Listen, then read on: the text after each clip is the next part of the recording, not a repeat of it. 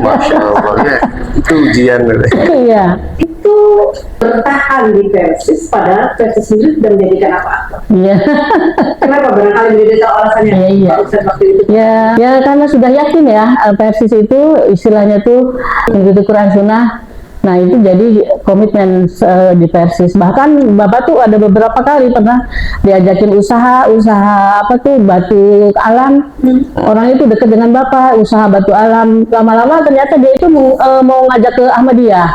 Ya sempet juga lagi masa kecil itu gimana kita mau ini aja transmigrasi gitu. Iya. Gitu. Iya, jadi walaupun kita ditugaskan dari Persis sebagai ini juga kan tidak dijamin gitunya. Iya. Ekonominya ya. Akhirnya kan pengajian belum banyak ya istilahnya tuh. Nah Bapak tuh daripada nganggur udah ngebantuin itu aja, ngebantuin di bengkel. Iya. Akhirnya jadi seperti kerja gitu di bengkel itu gitu. Iya.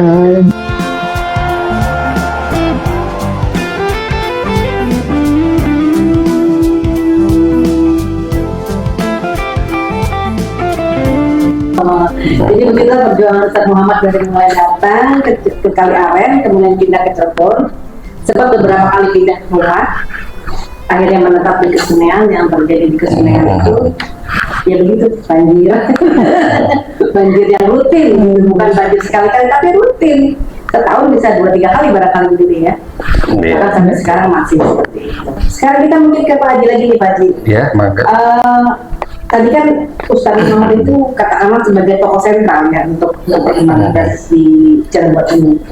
Nah, setelah dilantik tahun 73, nah itu geraknya gimana dia? Apa yang dia lakukan sepertama Pak Haji tentunya dalam mengembangkan jamiah Persis di Cirebon? Iya, belum menyadari bahwa Persis tidak akan berkembang kalau tidak terorganisir gitu ya. Nah, saya yakin bahwa hadirnya beliau itu karena memang ditugaskan oleh pimpinan pusat Persis di Bandung ya. Di Bandung. Jadi saya yakin bahwa beliau sudah dibekali bagaimana untuk berhasilnya dakwah itu tidak hanya dilakukan dengan cara-cara tunggal ya, apalagi dengan cara sporadis, tapi harus terstruktur. Nah, maka saya melihat pemikiran beliau bahwa dengan pasca dilantik beliau tahun 1973 oleh pimpinan pusat itu, beliau menjadi ketua cabang Persis Cirebon. Nah, beliau mulai merintis, Bu. Beliau memikirkan jadi bahwa untuk menggerakkan roda organisasi atau roda jamiah ini harus ada tempat, tempat. Ya, kalau ciri khas organisasi Islam sih yang pertama tempat itu masjid ya. Masjid itu menjadi fasilitas utama bagi pergerakan organisasi massa Islam. Nah, karena di masjid itu bisa juga digunakan sebagai kantor kesekretariatan. Nah itu, makanya pasca dilantik 1973 beliau itu di daerah Keluwungan ya, di wilayah selatan ya Bu ya.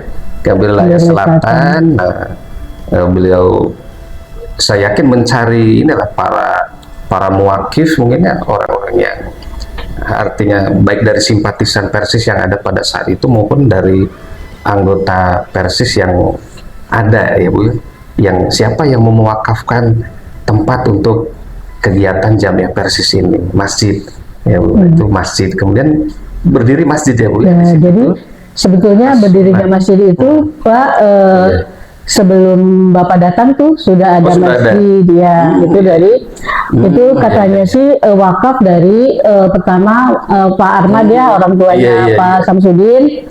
Kemudian dari itu Pak Haji Aliman. Dan satu lagi itu saya dengar tuh ada satu lagi Pak Ronggo Waluyo. Pak Ronggo Waluyo. Iya, itu. Itu wakaf masjid itu. Masjid itu. Tajuk. Tajuk kan separuh bata yang katanya geribig itu apa sih namanya, bilik ya. Belum ada listrik kan, ya setengah kan bata ya. ke atasnya bilik itu bilik. Nah itu di situ kita masih belum ada lampu itu ya dong, belum ada listrik. Ya berarti kemudian beliau menggunakan tajuk yang ada ini juga sebagai sarana kesekretariatan PC Persis Cirebon ya Bu ya. Ya di situ ya, jadi segala aktivitas perencanaan dakwah ya Bu, kemudian mencatat mungkin anggota-anggota ya Bu. Nah itu dari di masjid itu ya Bu ya. Dulu namanya apa tuh masjid itu Bu? Masjidnya namanya tajuk ya? kita apa Bu? Sudah bernama belum? Karena ini luput saya waktu ngobrol dengan almarhum gitu ya. Karena kemarin waktu ulun hadiah itu kita juga ya disebutkan bahwa itu tuh namanya tajuk. Tajuk ya. Iya. Tajuk Pak Armad tahunnya. Oh tajuk Pak Armad. Iya. Saya juga ngalami itu Pak. Simpelnya gitu. Tapi waktu itu udah permanen kayaknya udah di tembok. Oh iya itu mah iya udah. Iya.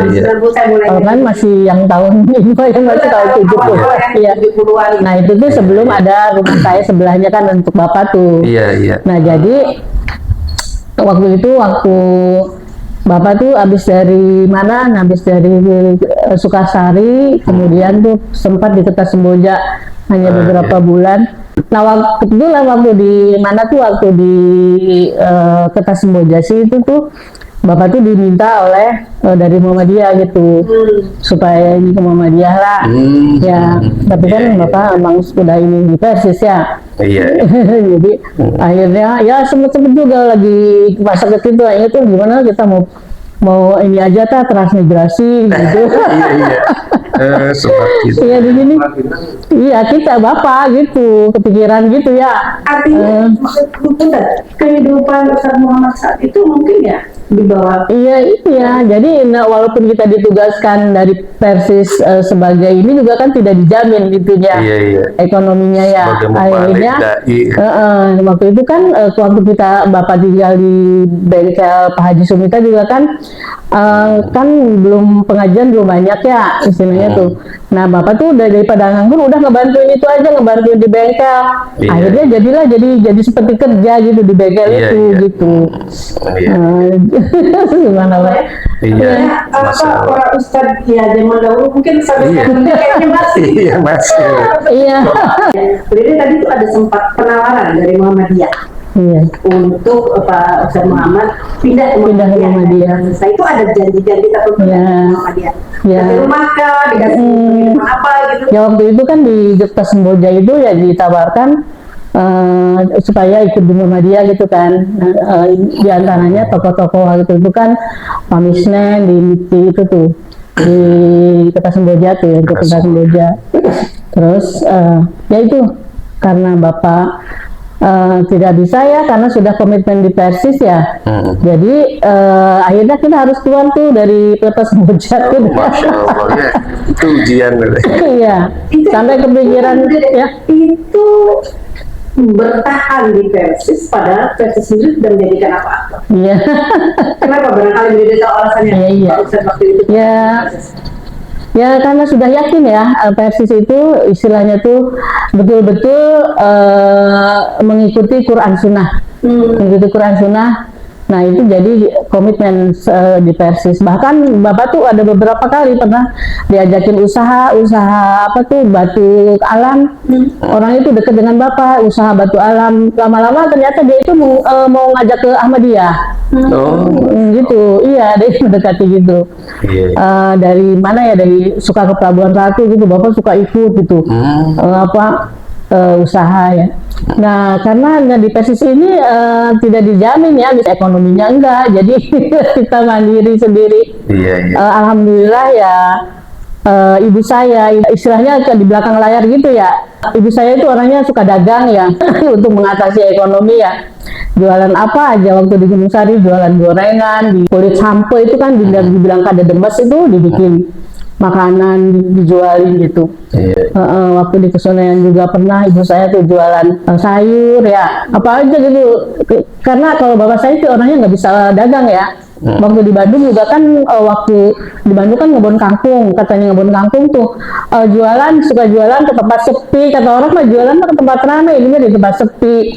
Gitu. Malu itu orangnya, pemalu. Kalau ibu saya memang dari kecil jualan, terus kerja juga di kerja di garment tuh, non konveksi zaman dulu ya, konveksi itu dari mulai gadis. Waktu ketemu sama bapak juga, ibu saya tuh kerja di garment, terus ngaji ya, terus itu di situ jodohnya.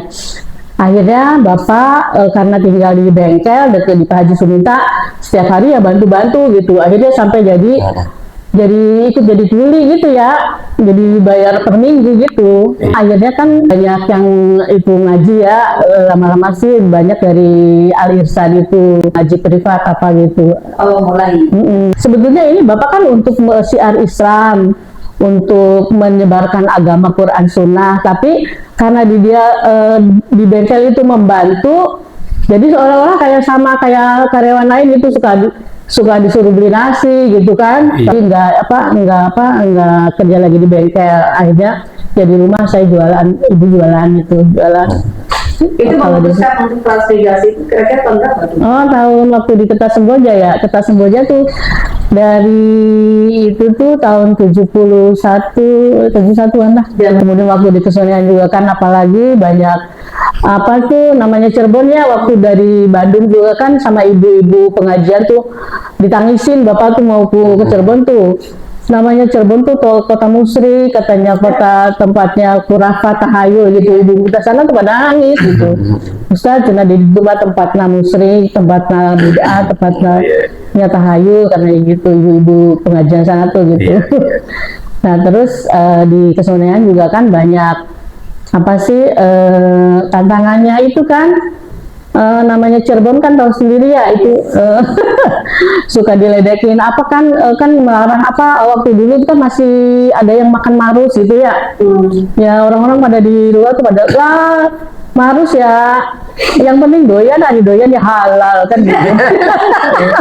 Marus tuh darah iya yang dibekukan kemudian dimasak tuh. Waktu zaman saya tuh masih banyak di perdagangan di umum ya Ustaz ya. Ya itu ya membedakan mungkin dengan ormas lain ya, tanda petik basis dan ormas lain. Mungkin kalau ormas lain sudah sekelas Ustaz Muhammad mungkin ada penjaminan dari struktural di atasnya, tapi di basis memang betul-betul kita pure billah ta'ala karena Allah. Iya, jadi itu dari cerita Bu Dede sama putri kandungnya ya Bu. Jadi perjuangan beliau luar biasa Bu ya. Satu sisi memperjuangkan memperbaiki ya akidah umat Islam, khususnya di Cirebon ya, di Cirebon di mana beliau domisili ya, seperti di daerah mana tadi Kesonean ya, kemudian di Sukasari, di Kertas Semboja ya. Nah itu ternyata dalam perjuangan itu organisasi pusat tidak memberi jaminan, jadi hanya memberi selembar kertas, surat tugas, berangkat, gitu kan. Selebihnya diserahkan pada Allah Subhanahu Wa Taala, gitu ya. Ya itu mungkin itu ya. Ya. Arti orang persis betul-betul kuat. Masya Allah, iya. Jadi tauhidnya kuat. Nah itulah Bu. Jadi memang tauhid ya, yang melandasi perjuangan beliau itu tauhid. Jadi karakteristik beliau dalam Jam'iyah itu sudah masuk Bu. Di antaranya landasan beliau ya tauhid, kemudian beliau karakteristiknya ibadur rahman. Jadi semua yang beliau kerjakan itu semata-mata ya karakteristik ibadur rahman ya. Ibadur rahman, beliau mengabdi semua kepada yang Maha Rahman gitu kan. Landasannya itu tauhidnya teguh, karakter beliau masuk Bu. Jadi ada 4 syarat itu kalau tidak salah di Jam'iyah Persatuan Islam itu. Jadi tauhid yang utama, memang landasan tauhid ini utama yang nantinya akan bisa menggerakkan seseorang itu seperti Ustaz Muhammad.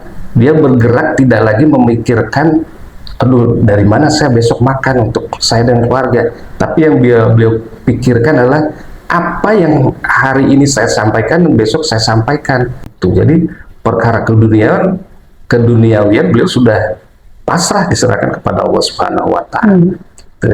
Saya kira itu ya. Ini cerita ini sangat menyentuh ya. Iya. Saya agak sedikit langsung terharu gitu kan, Iya. membayangkan kehidupan beliau yang ya Allah dalam posisi dia berjuang Iya. menyebarkan dakwah Quran Sunnah, sementara kehidupan pribadinya sendiri boleh dibilang minus gitu kan, minus. Iya, Bahkan betul. kemarin dari cerita Ibu Rusnati juga katanya yang suka ngasih makan sanampan ya nasi ya ceplok telur ya itu Ibu Iya. Rusnati gitu. Kemarin ada cerita Iya, juga. ada seperti itu. Iya.